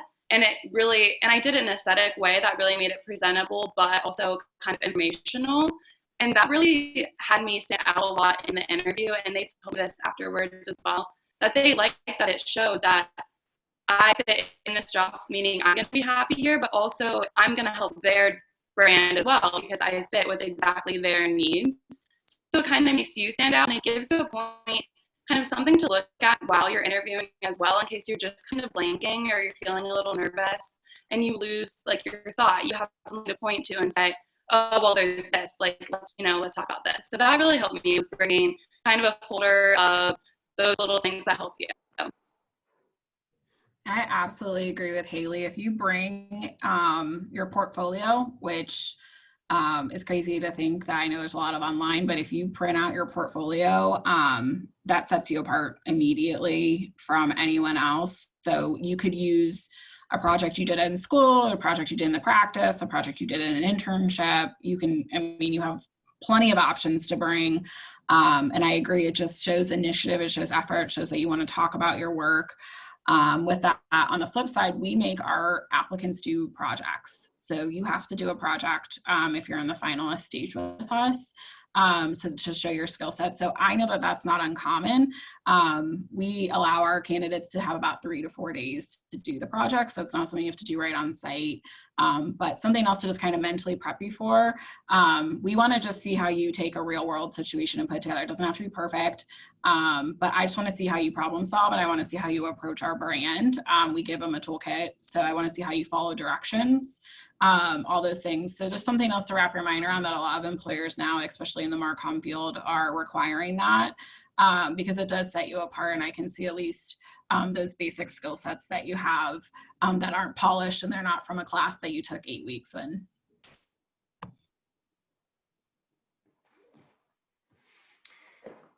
All right. I want to start wrapping everything up. I know we should be done in about 10 minutes. So I just wanted to, first off, thank everybody in the panel who was here and kind of gave us some background on their career and where they've been and what they see. But I'd like to kind of ask you all to kind of give the students, kind of your parting shot to say, maybe just give them a piece of advice as they're, embarking on, maybe getting close to wrapping up their college career or whatever spot they're in, what they can do that may help for, finding landing that job or possibly that internship as they get to that point. Just what might help them as they're moving forward, or maybe a little trick or tip that you have that might help them out. And so I'll start with the same way that I kind of introduced everybody. So Dallas, I'll let you lead us off. There's a lot that could be here. Use the resources you have available to you. And then I think the second piece is, in my opinion, life is a bunch of learning experiences. So the decisions that you make, be committed to. So if you decide to go with an internship, be committed to the internship and don't have one foot in, one foot out. Be committed to what you're doing, be present with where you're at. Don't be worried about the next job. Be concerned about what you're doing in the moment. There's going to be a time for you to take advantage of future opportunities if you perform and excel in the area that you're at. So don't look at things like, oh, I made the wrong decision. No, you created a great learning experience for you of what you don't want, and then you move on and use that knowledge base that you've gained to make another decision and then subsequent decisions. So very few things in this life are catastrophic. So don't look at things that way, and really take it as an opportunity to grow as a person, and that you don't have as much control as you think. And that's okay, because it's going to take you on a path that's going to be enjoyable, and you just make the best out of it you can. Cool. Jen?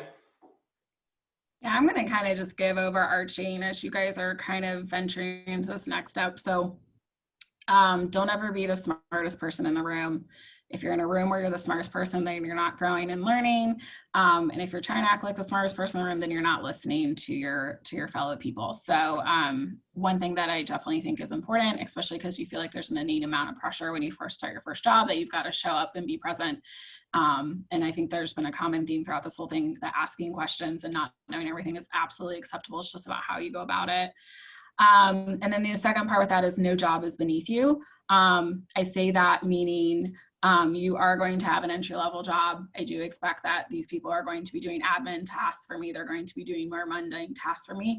But if I can see that you can balance that with some of the more exciting things, especially with sports, I have a lot of students come to me and think that they're going to be sitting next to LeBron James on courtside their first day. It doesn't happen like that. It'll never happen like that. I haven't even sat next to LeBron James. So, it's just not going to be that way, especially in the sports or the fashion industry. I know Haley's in Bath and Body Works. It can appear very sexy to a lot of students. So I say that because that is going to show you your character. It's going to show your employer that you are willing to get your hands dirty. And also what I'll say is I am 12 years into my career and I still do my own invoicing. I still sometimes have to set up meetings, things like that. Wherever company you work for, you're going to have things that just aren't as glamorous as other parts of your job. But when I hire some people and they aren't willing to do some base level work, it never ends up working out. So no job is beneath you is my second piece of advice. Those are both amazing pieces of advice. I think for me, it would be gentle with yourself. Finding a job, I would say, is harder than dating. It's a lot of luck, a lot of skill, a lot of just a bunch have to come together for you to actually get the position. So if you interview, you're even like the final interview, it's the first interview, you're like, oh my gosh, I just messed this up. Do not be hard on yourself. It's okay. Learn from it. You'll be fine. And then also definitely, like Jen was saying, no job is beneath you. This is your first job possibly you're only going to have it for a year, and then you can start looking elsewhere if you're really like not enjoying it. Say yes to all the opportunities, especially if it's your first job, and let's just say you're like, okay, I don't really like it, or I'm not sure if this is what I want. In a year, once I have some experience, I can start applying again. Just say yes to all the opportunities. Just try everything, because you can always back out, or you can always just kind of say, no, never mind, but you can at least say that you tried it, and then you'll know, okay, I do want to do this. Okay, no, I don't want to do this. And then I guess the last one is, I noticed, so I've hired a bunch of people in the past 2 years, and a lot of interns and a lot of entry level, and lots of people after 6 months kind of want a promotion, or they want more pay, or they just want the next level. So I think just be patient. It sucks. It really does. Because, you know, you see yourself and you just graduate, and then you just see yourself, you've grown so much in those 6 months or in that 1 year. Like, I grew so much as an individual being in the real world. And so you see that, and you kind of want other people to like notice, but they won't, because they've been in the real world for a while. So just be patient with yourself, work hard, and be gentle, I guess. Yeah. I think that was really, really great advice. So that's hard to follow, but I would just say, kind of echoing that, be gentle with yourself and give yourself grace. So everyone in your class is kind of in this position where they're all trying to get jobs, and they're all trying to take that next step. And everyone is feeling stress, you know, everyone's feeling like, oh, I'm getting rejected, my life isn't going to come together for me, you know, all these things. You're not alone in that. And things do come together. I was rejected a lot. I applied to a lot of jobs before I did get the job with Bath and Body Works. And I kind of got lucky that that was my first job, you know, right out of school, right before a global pandemic that I didn't see coming. So just give yourself grace, number one. And number two, I would say that no matter how well you did in school, or how many internships you had, or how involved you were in an organization, when you start your first career job, it will be an adjustment, and you're not going to know exactly what you're doing, and you're not going to feel always on top of things or number one, because now you're kind of on the bottom of the totem pole, and you really have to prove yourself, and you have to learn, and you have to figure things out, and that's okay. Like, they hired you knowing that that was what was going to happen. They knew you were a recent graduate. So just give yourself grace through the entire process, and just know that if you're giving it your all, they will notice that, even if it takes more time than what you were expecting. I think for me, just as a wrap up, I think about how lucky I consider myself to have gotten a degree in arts and sciences, you know, opposed to maybe business, if I will go there. I know when I was in school, I always felt like I was getting compared to, say, the marketing students, and I now work in marketing despite having a communications degree. And so there's just so many opportunities that you have getting an arts and sciences degree that you should really take advantage of. I don't know if the degree is still the same as when I was there, but I had 5 core classes in my StratCom major that I had to take, and otherwise I picked everything else. So I was really able to tailor my education to what I was interested in. And you know, I had a completely different degree experience than, for say, my fiance, who is also a StratCom major. He had a completely different experience than I did. So really take advantage of when you can choose those, you know, elective classes, and take classes that you may think that, oh, there's no way I'd ever use this. You probably would use it. Like for me, example, if I could go back and do it again, I would take an Excel class, because I did not know how to use Excel before I went into the real world, and then I had to learn it on the job. So I think just keeping that in mind is something that I wish I would go back and tell my former self as a senior in college. And funny story, everyone talks about giving yourself grace. My current job, I was 30 minutes late to the interview because I went to the wrong building, and they still offered me the job. So even crazy things like that can happen, and you will still be fine. So that is all from me, at least. Thanks, everyone. Awesome. Anne, do you have anything before we get ready to wrap it up here? I don't think so. That was a great last point, Tenley. You know, seek out your academic advisor if you want to know how to make the best use of your course selection towards what you want to do. And also, like you mentioned, that some of those classes that you may not think apply to what you want to do, there's probably a benefit in there towards your career. but no, thank you so much to the panelists. This was a really great dialogue for our students, so we really appreciate it. And thanks, Mark, for putting it all together. Yeah, absolutely. As I get ready to wrap it up, just again, show some gratitude towards the panelists. Thank you so much for taking the time out of your night to talk to our students and share your experiences.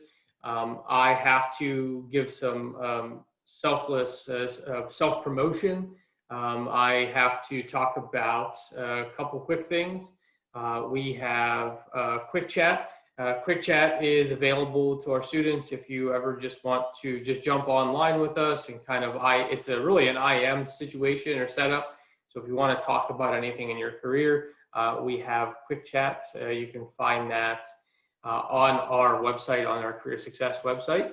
And then we also have a couple other things that I needed to go through.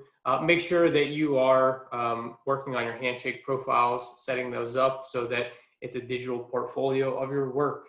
It's a digital portfolio of who you are. So make sure that you are looking into those and setting those things up.